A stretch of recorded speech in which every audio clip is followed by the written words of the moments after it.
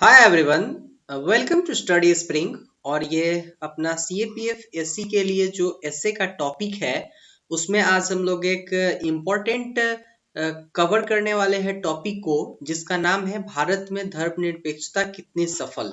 बहुत important topic है क्योंकि यहाँ से क्वेश्चंस आते हैं, आपको बहुत ज़्यादा हेल्प करेंगे ये एसेज में अटेम्प्ट करने के लिए, क्योंकि टोटल एसे 80 नंबर का जो एसे होता है वो सीएपीएफ एससी एग्जाम में पूछा जाता है। बट बिफोर टू बिगिन, अगर आपने चैनल को सब्सक्राइब नहीं किया है तो आप चैनल को सब्सक्राइब कर सकते हैं, और आप इन सारे वीडियोस का जो पीडीएफ है वो हमारे टेलीग्राम चैनल स्टडी स्प्रिंग के नाम से जो है उससे आप ले सकते हैं। इसके साथ ही आपको एवरीडे क्विज मिलता है, उस क्विज में आप भाग ले सकते हैं। और आप संडे को हमसे फेसबुक पे, मेरे फेसबुक पेज जो स्टडी स्प्रिंग है उससे लाइव चैट कर सकते हैं, जिसमें आप अपने क्वेरीज को पूछ सकते हैं।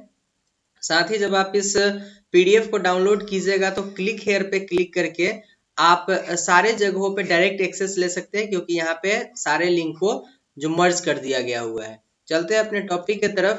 पहला आपके पास जो टॉपिक है वो था भारत में धर्मनिरपेक्षता कितनी सफल। तो अगर इसके इंट्रोडक्शन में हम लोग आए तो हम लोग देख सकते हैं कि भारत एक बहुधार्मिक समाज है। बहुधार्मिक समाज का मतलब क्या हुआ? जिसमें बहुत सारे धर्म के लोग रहते हैं, ठीक है। और बहुधार्मिक समाज है भारत एक, जहां सभी धर्मों के लोग बिना किसी पक्ष या भेदभाव के समान सम्मान पाते हैं। अब भारत एक ऐसा राष्ट्र है जो बहुधार्मिक है, यहाँ पे बहुत सारे धर्म के लोग रहते हैं, प्लस जहां पर सभी धर्म के लोगों को, जो भी धर्म है, चाहे वो हिंदू हो, मुस्लिम हो, सिख हो, क्रिश्चियन हो, पारसी हो, बौद्ध हो, जो भी हो, उसमें से सारे धर्म को बिना किसी पक्ष के, सरकार ने ऐसा नहीं बोला है कि अगर यहाँ पे हिंदू मेजोरिटी है तो हम केवल हिंदू के लिए ही लॉ बनाएंगे। गवर्नमेंट इक्वल लॉ बनाएगी सारे लोगों के लिए, बिना भेदभाव किए समान जो है इक्वल इक्वल सम्मान देगी। रेस्पेक्ट जो उनको होगा वो इक्वल दिया जाएगा। इंपॉर्टेंट है।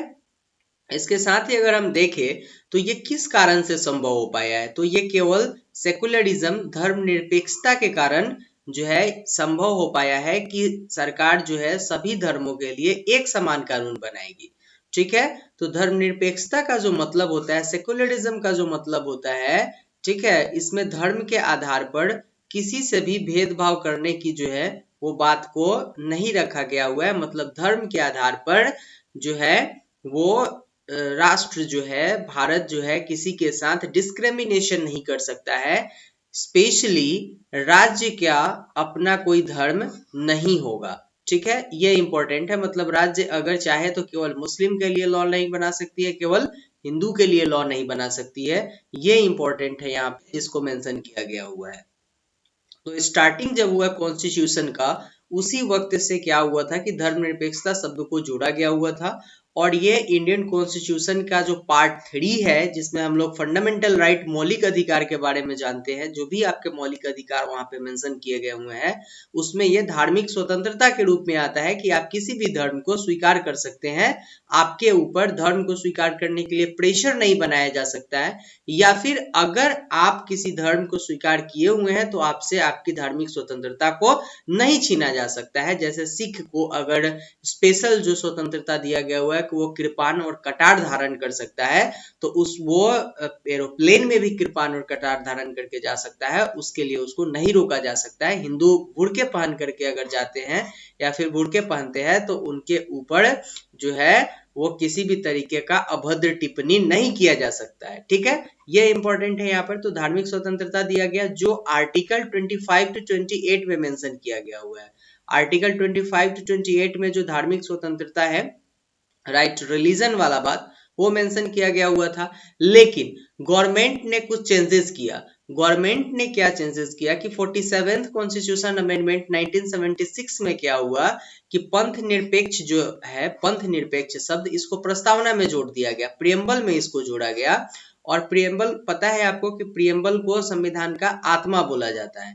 ठीक है, संविधान का आत्मा बोला जाता है। तो कॉन्स्टिट्यूशन के जो प्रियम्बल है अपना, उसमें 42nd कॉन्स्टिट्यूशन अमेंडमेंट 1976 के बाद, 42वें संविधान संशोधन 1976 के बाद पंथ निरपेक्ष जो शब्द है उसको प्रियम्बल में जोड़ा गया, प्रस्तावना में जोड़ा गया, जिसका अर्थ क्या होगा कि भारत सरकार धर्म के मामले में हस्तक्षेप नहीं करेगी। ठीक है, धर्म के मामले में हस्तक्षेप नहीं करेगी। और इसके साथ डिस्क्रिमिनेशन की बात आ रही है, जिसमें भेदभाव की बात आ रही है, भेदभाव की बात आ रही है, ये इंपॉर्टेंट है। नेक्स्ट देखते हैं हम लोग। अब अगर हम लोग इसके ऊपर आते हैं तो पंथ निरपेक्ष या फिर धर्म निरपेक्ष शब्द के बारे में, तो अगर हम लोग देखें तो इसको बहुत ज्यादा डीपली जो है वो, अगर आप देखें तो इसको परिभाषित नहीं किया गया कॉन्स्टिट्यूशन में कि भाई ये पंथ निरपेक्ष शब्द है क्या, इसके बाउंड्रीज क्या क्या होंगे, या फिर इसको कहाँ तक सीमित रखा जाएगा, इसका स्टार्टिंग कहाँ से होता है, ये किसी भी बात को कॉन्स्टिट्यूशन में मेंशन नहीं किया गया। केवल पंथ निरपेक्ष को एक ऊपर झापर से समझाया गया कि भारत जो है वो धर्म के आधार पर किसी से डिस्क्रिमिनेशन नहीं कर सकती है। ये क्लियर कट में नहीं दिया गया कि इसका पूरा पूरा मतलब क्या बन करके आएगा, जिसका फायदा राजनीतिक दल उठाते हैं, बिल्कुल राजनीतिक दल उठाते हैं, जिसमें आपका CAA सिटीजनशिप अमेंडमेंट एक्ट के बारे में आप आराम से समझ सकते हैं, उसी का फायदा यहाँ पे उठाया गया हुआ था। और साथ ही धर्म के जो ठेकेदार लोग होते हैं, धर्म के ठेकेदार में मैं किसी पार्टिकुलर रिलीजन के लोग का बात नहीं करूंगा। कहीं पे अगर आप देखिएगा तो मंदिर में जाने पे रोक रहता है, कहीं पे मस्जिद में जाने पे रोक रहता है। तो ये पंथ निरपेक्ष को क्लियर डिफाइन नहीं करने के कारण, परिभाषित नहीं करने के कारण इस तरह के प्रॉब्लम आते हैं। ठीक है, लेकिन अगर देखें तो धर्मनिरपेक्षता जो है गवर्नमेंट की तरफ से जो सेकुलरिज्म को फॉलो किया जाता है, इसका एक बहुत बड़ा फायदा क्या है कि सारे लोग एकता में बंधे हुए होते हैं। ठीक है, गवर्नमेंट अगर रूल लगाती है कि हम आयुष्मान भारत, ठीक है, हम आयुष्मान भारत से सारे लोगों का इलाज करेंगे 5 लाख रुपए तक का, ठीक है, 5 लाख रुपए तक का अगर इलाज करेंगे तो गवर्नमेंट इसमें ये नहीं बोलेगी कि केवल हिंदू का ही इसमें इलाज होगा, केवल मुस्लिम का ही इलाज होगा, या फिर केवल पारसी और सिख जैन इन्हीं लोगों का इलाज होगा। किसी पार्टिकुलर कास्ट के साथ डिस्क्रिमिनेशन नहीं हो सकता है। तो इसका एक सबसे बड़ा फायदा क्या है कि ये यूनिटी में आता है, ये यूनिटी को बढ़ाता है। अब आते हैं कि अगर ये यूनिटी को बढ़ाता है तो इससे फायदा क्या होता है, तो किसी एक पार्टिकुलर जो रिलीजन है उसका वर्चस्व नहीं होता है। सपोज दैट अगर हिंदू यहाँ पे मेजोरिटी में है और फिर अगर सेकुलरिज्म फॉलो होता है यहाँ पे, तो हिंदू ये नहीं, हिंदू का वर्चस्व इतना नहीं हो जाएगा कि वो मुस्लिम के ऊपर अत्याचार करेगा। सपोज दैट ये मुस्लिम राज्य है, अगर ये मुस्लिम राज्य है, अगर यहाँ पे सेकुलरिज्म फॉलो होता है तो यहाँ पे मुस्लिम का वर्चस्व इतना नहीं हो जाएगा कि वो हिंदू के ऊपर अत्याचार करेगा, क्योंकि ये सेकुलरिज्म है, यहाँ पे हर एक लोगों के लिए इक्वल लॉ बनाए जाते हैं। ठीक है, कुछ आप एक्सेप्शंस को अगर छोड़ दिया जाए तो, ठीक है। लेकिन अगर इसके ऊपर आते हैं तो हर एक चीज के प्रोज एंड कॉन्स होते हैं, तो उसी में आते हैं तो कुछ लोग इसको धर्म का विरोधी भी मानते हैं। ठीक है, इसलिए धर्म का विरोधी मानते हैं पंथ निरपेक्ष को कि मैंने पहले भी बताया कि कहीं मंदिर जाने पे रोक होता है, कहीं मस्जिद जाने पे रोक होता है, कहीं ऐसे रूल्स एंड रेगुलेशन लगाए गए होते हैं कि यहाँ पे मुस्लिम नहीं आ सकते हैं, कहीं पे हिंदू नहीं जा सकते हैं, इस टाइप के, तो वो बोलते हैं कि ये धर्म विरोधी है। ठीक है, क्योंकि ये मेरे धर्म के अंदर इंटरफेयर करता है इस टाइप का, क्योंकि सेकुलरिज्म है। तो अगर सेकुलरिज्म है तो आप मंदिर में भी जा सकते हैं, मस्जिद में भी जा सकते हैं, लेकिन कुछ लोगों का मानना है कि ये आपका जो राइट टू रिलीजन है इसके ऊपर अटैक करता है। ठीक है, उनके धार्मिक पहचान के ऊपर जो है ये खतरा बनता है, इस टाइप के कुछ बात आए यहाँ पर। ठीक है, लेकिन अगर देखें तो राजनीतिक दल जो है वो धार्मिक निरपेक्ष, सारे जो धार्मिक जो भी राजनीतिक दल है वो अपने आप को बोलते हैं कि हम धर्म निरपेक्ष हैं, हम धर्म निरपेक्षता का पालन करते हैं, हम सेकुलरिज्म की तरफ जाते हैं, हम कम्युनलिज्म की तरफ नहीं जाते हैं, मतलब हम सेकुलरिज्म जो है धर्म निरपेक्षता की तरफ जाते हैं। ठीक है, ये यहाँ पर मेंशन किया जाता है हर एक जो पॉलिटिकल पार्टीज है उनके द्वारा।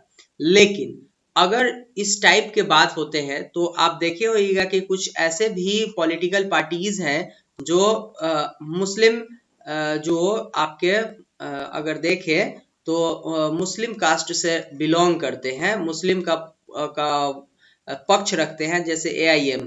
ठीक है, इस टाइप के लोग, जहां इस टाइप के जो राजनीतिक पार्टियां होती हैं उस जगह पे अगर आप देखिएगा तो हिंदू के ऊपर कहीं ना कहीं से कभी न कभी अत्याचार होता है।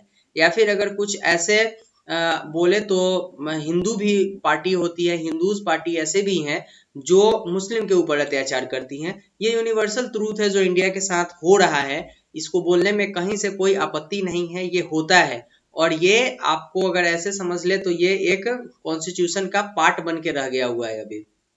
तो इसके साथ बहुत सारे पेचीदे मामले सामने आए हैं। अगर जो राजनीतिक पार्टियां वो अपने आप को तो सेकुलरिज्म का जो है वो झंडा दिखाती है अपने तरफ से, लेकिन उन्हीं के पार्टीज में, उन्हीं के रीजन में बहुत सारे पेचीदे मामले और चुनौतियां सामने आई है जो इस प्रकार हैं। अगर आप देखें तो जैसे सबरीमाला मंदिर का विवाद अगर आप देखिएगा तो यहाँ पे कुछ औरतों के पार्टिकुलर एज के ऊपर जाने में जो है वो वहां पे आपका रिस्ट्रिक्शन लगाया गया। मुस्लिम औरतों को जाने के ऊपर रिस्ट्रिक्शन है। जल्लीकट्टू का रिस्ट्रिक्शन आप देख सकते हैं। 1984 में दिल्ली के ऊपर जो दंगा हुआ था, कश्मीरी पंडितों को 1999 में कश्मीर से भागना पड़ा था क्योंकि यहाँ पे मुस्लिम लोग बहुत ज्यादा अत्याचार कर रहे थे, उनके बेटी और बहन के साथ गलत चीज किया जाता था, ठीक है, रेप्स किए जाते थे। तो इस टाइप का मैटर आया। 1992 से 1993 में अगर देखें तो मुंबई दंगा इसका बहुत अच्छा उदाहरण है। गुजरात दंगा, रिसेंट में अगर आप देखिएगा तो गौ हत्या, पहलू खान जो है इसका एक मैटर बहुत सुप्रीम कोर्ट में अभी चर्चा में रहा हुआ था। तो गौ हत्या के ऊपर लेकर के बहुत सारे धार्मिक अगर आप देखें तो दंगा होता है। नस्लीकरण के ऊपर हमला किया जाता है कि मुस्लिम ने इसको काटा, या फिर जो भी किया, जो भी उनके बुच्चर खाने को लेकर के बहुत सारे लफड़े होते हैं। सिटीजनशिप अमेंडमेंट एक्ट और एनआरसी को लेकर के जो अभी रिसेंट केवल मुस्लिम पार्ट को यहाँ पे छोड़ करके, मुस्लिम रिलीजन को छोड़ करके जो काम किया गया उसको लेकर के हिंसा हुए। तो ये कहीं ना कहीं से जो अगर आप अगर सोच सकते हैं तो ये आपका ये चीज क्लियर करता है कि धर्मनिरपेक्षता जो है उसमें कुछ खामियां बन करके आई हुई है, ठीक है। तो अगर हम लोग फिर से देखें तो धर्मनिरपेक्षता जो है वो संविधान का मूल ढांचा है, इसको कॉन्स्टिट्यूशन में मेंशन किया गया हुआ है, जिसको मूल ढांचे को चेंज नहीं किया जा सकता है, ये सुप्रीम कोर्ट ने बोला था।